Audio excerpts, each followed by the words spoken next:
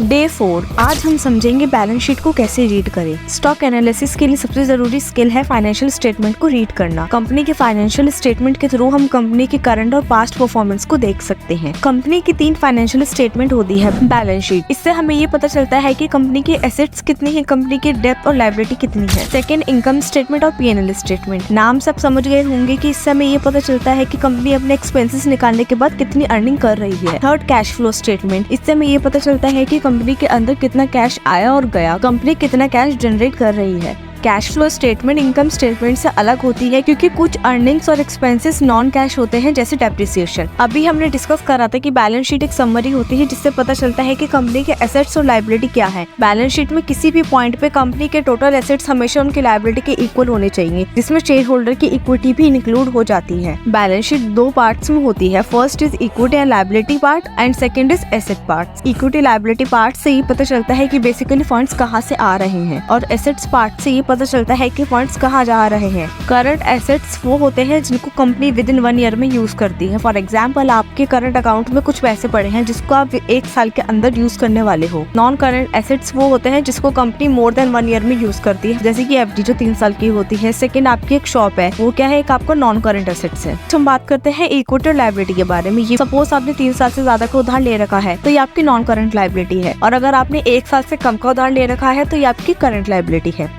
सबसे पहले हमें ये देखना चाहिए कि पिछले 5 से 10 साल में कंपनी की नेटवर्थ, मेनली रिजर्व और सरप्लस बढ़ रहे हैं या नहीं। इससे हमें ये पता लगेगा कि कंपनी के एसेट्स अच्छी हेल्थ में है और शेयर होल्डर्स के लिए वैल्यू जनरेट कर रहे हैं। सेकंड, हमें ये चेक करना चाहिए कि कंपनी का लॉन्ग टर्म डेप्थ मैनेजेबल है या नहीं। मतलब कंपनी का डेप्ट टू इक्विटी रेशियो ज्यादा हाई नहीं होना चाहिए। अगर कंपनी का डेप्ट रिसेंट ईयर में ज्यादा हो रहा है तो कंपनी के पास उसको बैलेंस करने के लिए इनफ इक्विटी भी होनी चाहिए। थर्ड, कंपनी के current assets include cash company की करंट लायबिलिटी से ज्यादा होनी चाहिए। इससे हमें ये पता लगेगा कि कंपनी अपनी शॉर्ट टर्म लायबिलिटी को बिना प्रॉब्लम फेस किए मैनेज कर सकती है। टाटा मोटर्स की बैलेंस शीट को समझते हैं। पहले हम एसेट्स पे फोकस करते हैं। कैश और शॉर्ट टर्म इन्वेस्टमेंट ऐसे एसेट्स होते हैं जिनको कंपनी कैश के फॉर्म में रखती है या फिर ऐसी सिक्योरिटी में इन्वेस्ट करती है जो इजिली कैश में कन्वर्ट हो सके। टोटल रिसीवेबल वो अमाउंट होता है जो कंपनी के अंदर गुड्स और सर्विसेज डिलीवर करने के बाद रिसीव करना बाकी होता है। टोटल इन्वेंट्री कंपनी के वो गुड्स और सर्विसेज जो सेल करने के लिए रेडी होते हैं, इसके अंदर रॉ मटेरियल भी इंक्लूड होते हैं। करंट एसेट्स जो 1 साल के अंदर यूज होंगे। नेट लोन्स वो होते हैं जो कंपनी लोन प्रोवाइड करती है।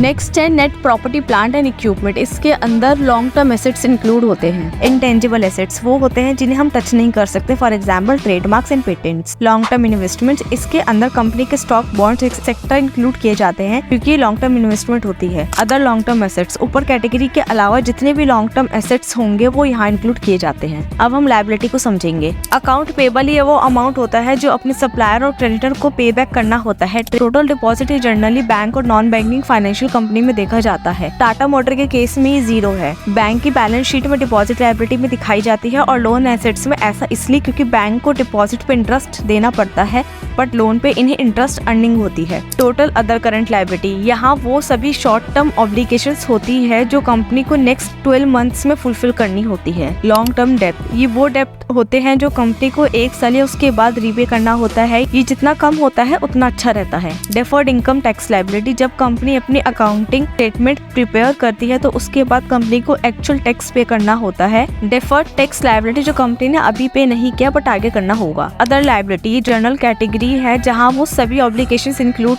किए जाते हैं, ऊपर कैटेगरी में फिक्स नहीं हुए, जैसे pension liability, deferred credit etcetera. Common stock वो कैपिटल होता है जो कंपनी ने प्राइमरी मार्केट में अपने स्टॉक्स इशू करके रेस किया था। यही स्टॉक हम जनरली सेकेंडरी मार्केट में ट्रेड करते हैं। प्रेफर्ड स्टॉक ये वो कैपिटल होता है जो कंपनी प्रेफर्ड स्टॉक को इशू करके रेस करती है। ये कॉमन स्टॉक से बिल्कुल डिफरेंट होते हैं। बैंक्रप्सी के केस में उन्हें पहले रीपे किया जाता है। अगर आपके पास कॉमन स्टॉक है तो आपको वोटिंग राइट्स मिलते हैं जिनका यूज करके आप अपने वोट कास्ट कर सकते हैं जब कंपनी इंपॉर्टेंट डिसीजन ले रही हो। प्रेफर्ड स्टॉक होल्डर के पास कोई वोटिंग राइट्स नहीं होते, सभी कंपनी प्रेफर्ड स्टॉक इशू नहीं करती। अदर इक्विटी, यहाँ कंपनी के वो प्रॉफिट्स होते हैं जो उन्हें पर्टिकुलर पीरियड ऑफ टाइम में एक्यूमुलेट किया और शेयर होल्डर्स को डिविडेंड के टाइम पे नहीं किया। तो आज हमने बैलेंस शीट को प्रैक्टिकली रीड करना सीखा। डे 5 में हम और भी ज्यादा प्रैक्टिकली चीजों को समझेंगे। आप सही नॉलेज और अंडरस्टैंडिंग के साथ इन्वेस्ट करिए। Happy investing.